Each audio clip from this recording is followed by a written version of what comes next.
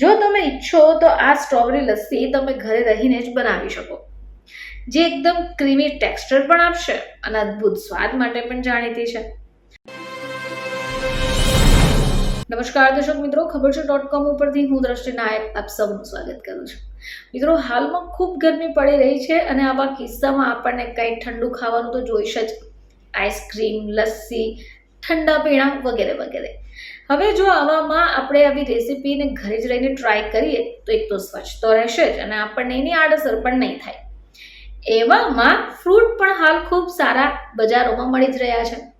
તો તમે આ ફ્રૂટની મદદથી ઘરે રહીને સરળતાથી ઘણી બધી રેસીપીને ટ્રાય કરી શકો છો. તો ગરમીમાં હાઇડ્રેટ રહેવા માટે આપણે ઘણું બધું પ્રવાહી પીવું જરૂરી છે. આવામાં જો તમે ઈચ્છો તો સ્ટ્રોબેરી લસ્સીને ટ્રાય કરી શકો, જેને બનતા પણ કંઈ ખાસ વધારે વાર નહીં લાગે. તો ઉનાળાની કાળઝાળ ગરમીથી બચવા શરીરને હાઇડ્રેટ રાખવું તો ખૂબ જરૂરી છે. હવે આવામાં શરીરને ઠંડક આપવા માટે આપણે એવા જ ફ્રૂટનું સેવન કરવું જોઈએ કે જે આપણને ફાયદો આપશે. દાખલા તરીકે તરબૂચ, છાશ, કાકડી અને લીંબુ. તો આ એવી ઋતુ છે જેમાં ગરમીથી રાહત મેળવવા તમે ઠંડી ઠંડી વસ્તુઓનું સેવન કરશો. અને જો એવામાં તમને ઠંડી ઠંડી ખાટી મીઠી સ્ટ્રોબેરી લસ્સી મળી જાય તો જો તમે ઈચ્છો તો આ સ્ટ્રોબેરી લસ્સી તમે ઘરે રહીને જ બનાવી શકો, જે એકદમ ક્રીમી ટેક્સચર પણ આપશે અને અદ્ભુત સ્વાદ માટે પણ જાણીતી છે.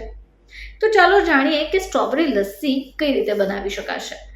મિત્રો, સ્ટ્રોબેરી લસ્સીની રેસીપી ખૂબ સરળ છે, 5 મિનિટમાં પણ તૈયાર થઈ જશે. એક તો આ લસ્સીમાં રહેલું દહીં તમારા પાચનના સ્વાસ્થ્ય માટે અને સ્કિન માટે પણ લાભદાયી છે.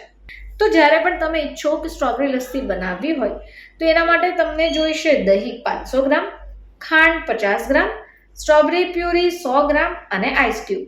તો જ્યારે પણ સ્ટ્રોબેરી લસ્સી બનાવો તો તમારે એક હાંડીમાં દહીંને લઈ લેવાનું છે. એમાં જરૂર મુજબની ખાંડ એડ કરી દો. હવે તમારે એમાં સ્ટ્રોબેરી પ્યુરીને એડ કરવાની છે.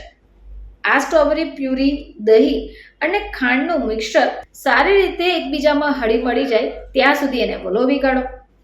હવે એકવાર સારી રીતે મિક્સ થાય એટલે એમાં તમારે આઈસ ક્યુબને એડ કરી દેવાનું છે અને મિક્સરને વલોણાથી બરાબર મિક્સ ફરીથી કરી લો, જેથી ખાંડ બરાબર ઓળી જાય અને મોંમાં ખાંડ આવે પણ નહીં.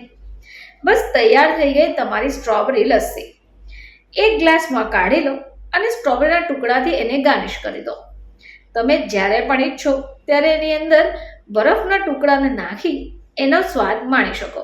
તો મિત્રો, આટલી સરળ રીત છે કે તમે ઘરે રહીને સ્ટ્રોબેરી લસ્સીને રેડી કરી શકો. અને જો ઘરે મહેમાન આવવાના હોય તો આ રેસીપી ટ્રાય કરીને તમે એમને પણ ખુશ કરી શકો. ફરીથી તમારી સમક્ષ હાજર થઈશું. ત્યાં સુધી જોતા રહેજો ખબર છે .com.